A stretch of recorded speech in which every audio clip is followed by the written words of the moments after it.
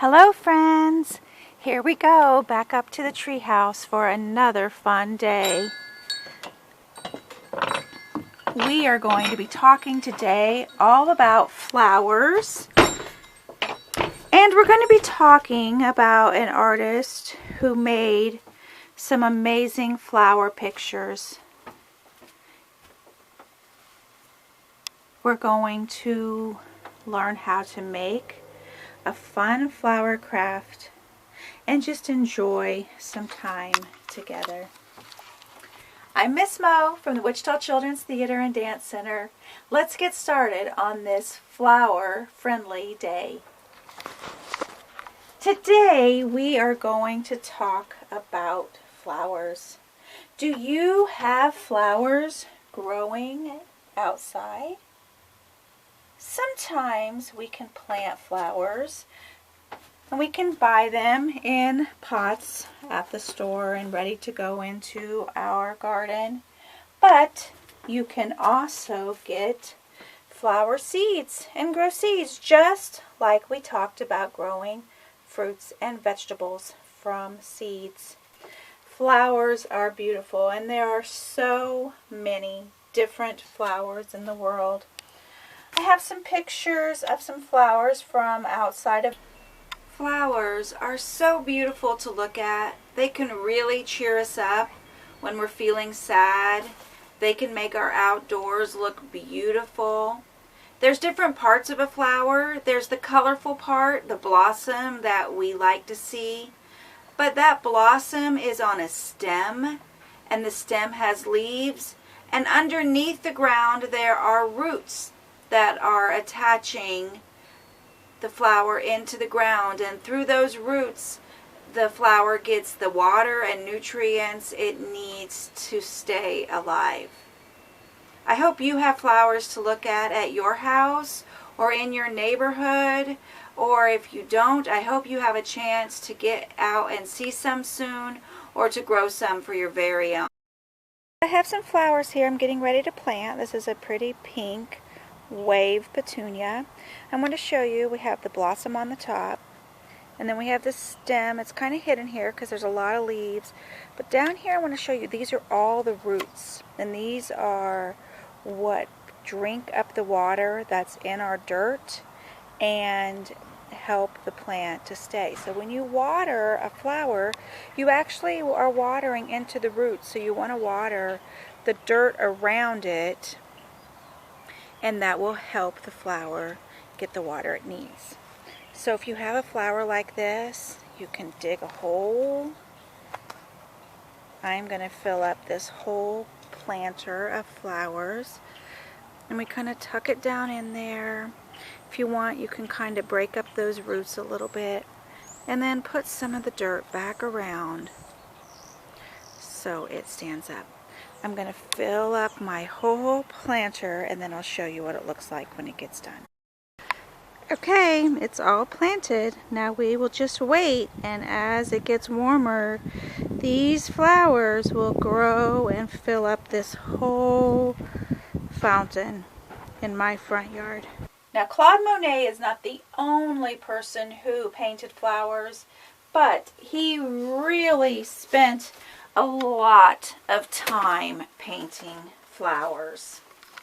Some of the famous flowers that Claude Monet painted were called water lilies. Water lilies are flowers that grow in the water. The roots are down below in the ground, but the lily pad and the blossoms float on the water, and Claude Monet really loved the look of these. Sometimes we even think of frogs sitting on the lily pads in water, and we're going to read a really fun story about a frog who wants to be in one of Claude Monet's paintings. But first, let's talk a little bit about Monet. I have a book here, and this is called Linea in Monet's Garden. I love flowers. I'm even named after a flower. Alinea is a flower. And I'm interested in everything that grows. That's just the way I am. And that's how Mr. Bloom is too. He's my upstairs neighbor. Mr. Bloom used to be a gardener. He's retired now, which is good, because it means he has lots of time to spend with me. When I go to visit him, I like to look in a book that Mr. Bloom has about the French artist Claude Monet. He lived in a pink house in a place called Giverny in France. And he was a gardener as well. He loved to plant lots of different flowers. And the longer he lived in Giverny, the more flowers he grew. He even made a pond in Giverny where he put lots of water lilies, and he built a very famous bridge over the pond that you can even still go and visit today.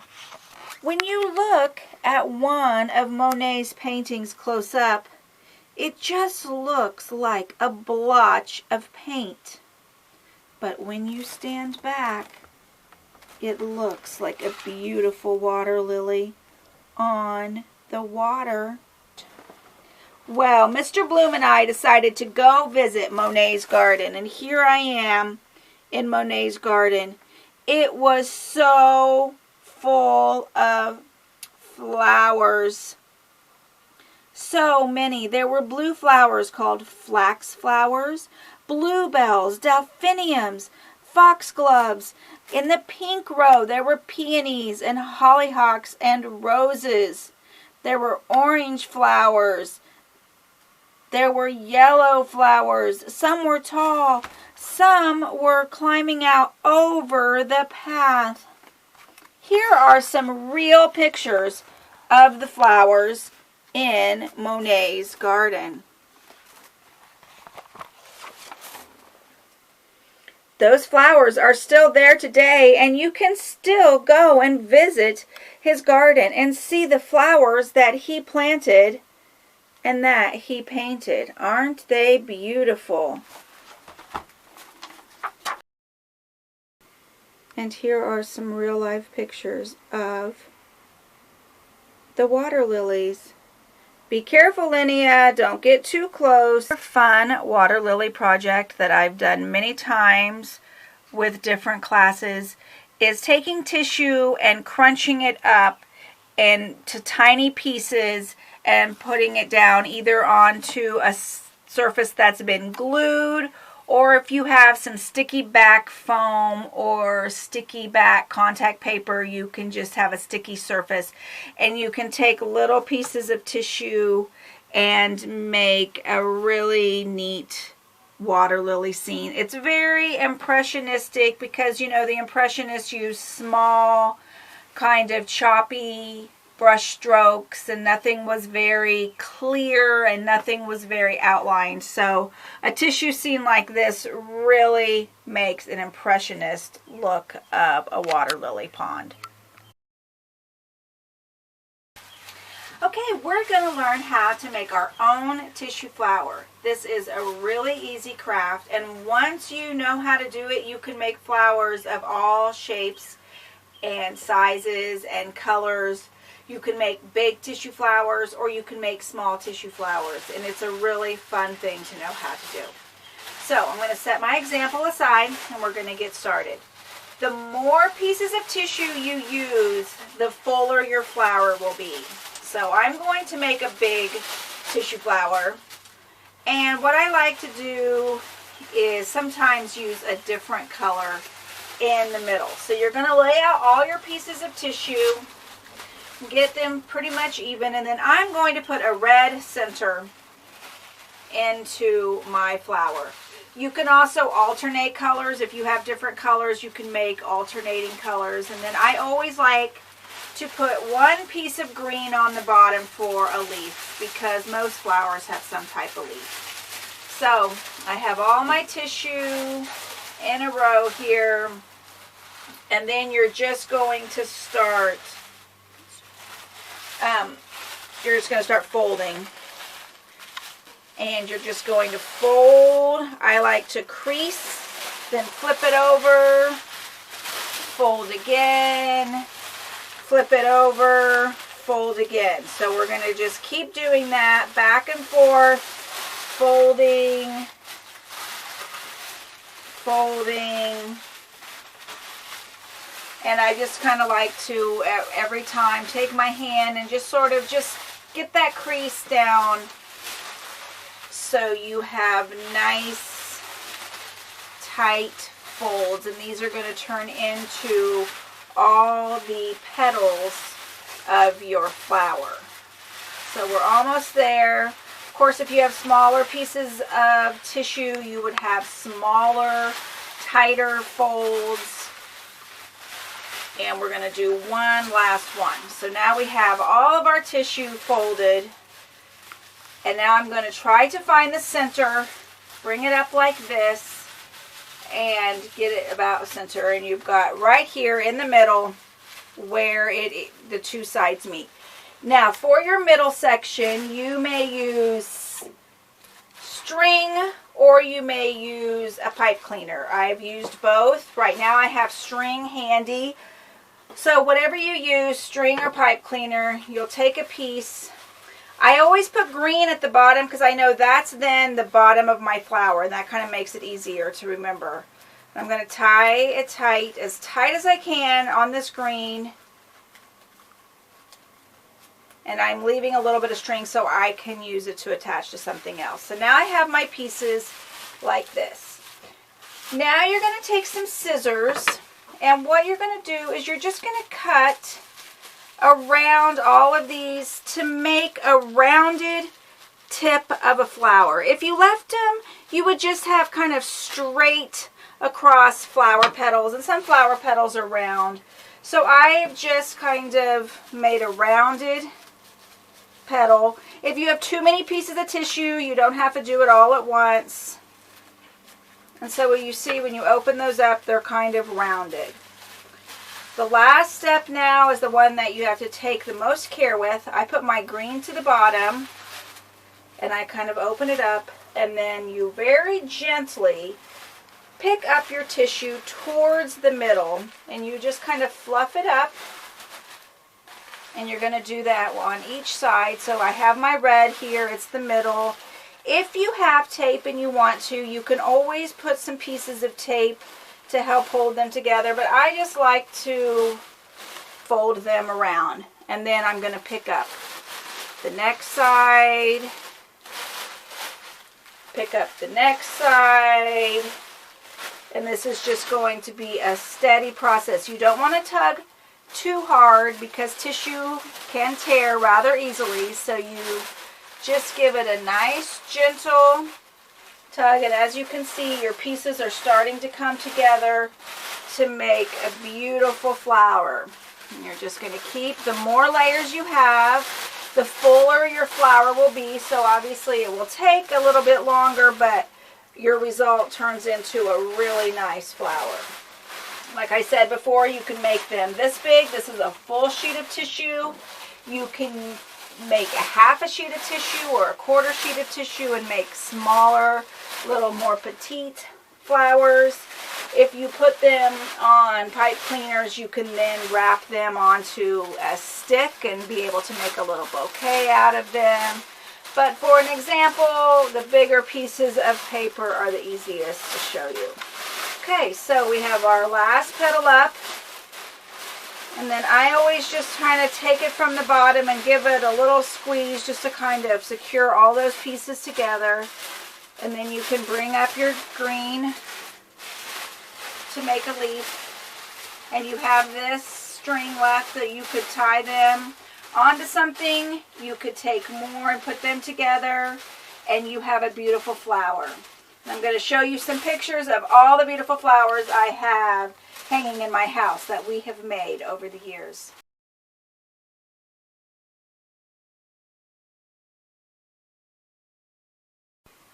I hope you had fun making your flower craft.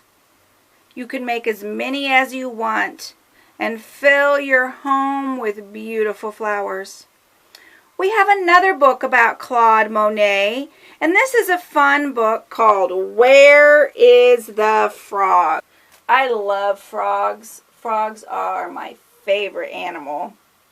And so I love Claude Monet too, and this book is just perfect. Where's the frog? And we're going to search on the page to find the frog. Look out! A frog hunter! Without a moment's hesitation, Antoinette the frog hops between the irises and vanishes deep beneath the water. Here's Antoinette, our frog. We'll see her on every page. Calm down, groans a toad. There's no need to worry. That man only sketches flowers. He's not trying to catch you. Flowers? Did someone say flowers? Antoinette slips from her hiding place and admires her reflection in the water. In that case, I'm the perfect catch. Come and take a look. Seriously, I'm at least as pretty as a water lily. Just a little mint leaf in the water. From the corner of her eye, she watched the old man standing among the poppies. Mr. Claude, a white beard and a bunch of brushes, an easel and a hat. The great flower hunter seemed to be looking for something. The painter walked slowly back and forth in the garden. A daisy here, a dahlia there. He lightly touches the petals, glances up at the sky, and adjusts the flowers. He stops at the foot of the little bridge and sets up his stool and easel. All ready. Can we find Antoinette? There she is, hiding in the grass. It's now or never. Just as Mr. Claude pulls out his painting tubes and sets up his palette, hop! Antoinette leaps onto a water lily. She powders the tip of her nose and then she's ready. Careful, don't move a muscle. First, her right leg starts to tickle and then her left. How can she pose without wriggling when it feels like she has springs beneath her feet? Ouch! Antoinette is about to give up when, phew, the church bell rings and the painter leaves for lunch. Free at last, the poor little frog hobbles back to the bridge to admire her portrait in the finished sketch.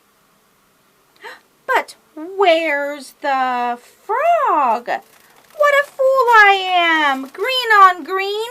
You can't see a thing. The following day, the sun is high in the sky by the time Mr. Claude comes down to the garden. He brings a basket to his studio boat. Antoinette leaps onto a nearby dinghy. Hop, hop, but where's the frog? Good gracious, those twigs need trimming. You see her hiding behind the tree? A few days later, in the shade of an old willow tree, the white bearded man gazes at the water lilies. Antoinette, perched on a branch, sways and swings in the wind, but, oh, the heron sees her tasty little frog legs. I would like to eat you in one gulp, she says. Oh no, after a fright like that, Antoinette is exhausted. Spotting a nest at the foot of the willow tree, she climbs in and falls asleep. Hey, there's something funny in my hat, exclaimed the surprised painter. How funny! I almost thought it was a green water lily. He picks up his brushes, and Antoinette wakes up and can't believe her eyes. There, on the canvas, right in front, there she is at last. She is the queen of the flower garden. How beautiful she looks. "Come close so that I can kiss you," says Antoinette to the portrait facing her. She quickly jumps towards the canvas and splash! Everything tumbles into the water. The easel, the brushes, the frog, and her picture. Antoinette was never seen again, and Mr. Claude has never been able to paint that masterpiece ever again. So that was a really fun story. It was just imaginary. I don't think Mr. Claude Monet really painted a picture of a frog, but a frog was probably somewhere in the water lilies when he was painting, right? I wanted to go back to this page because Mr. Claude did have a boat that he would take out and paint so he could really see the reflections on the water and get really close to the things happening in the water. On the boat he had paints and paintbrushes and an easel and probably some snacks. That would be a really fun way to paint, wouldn't it? I hope you had fun today learning about Claude Monet and about flowers and making a flower of your own. There are beautiful things to see every day. I hope you're enjoying your time at home. I hope to see you soon at the Wichita Children's Theater and Dance Center. And until next time, this is Miss Mo in the treehouse saying bye-bye and have a flower-full day.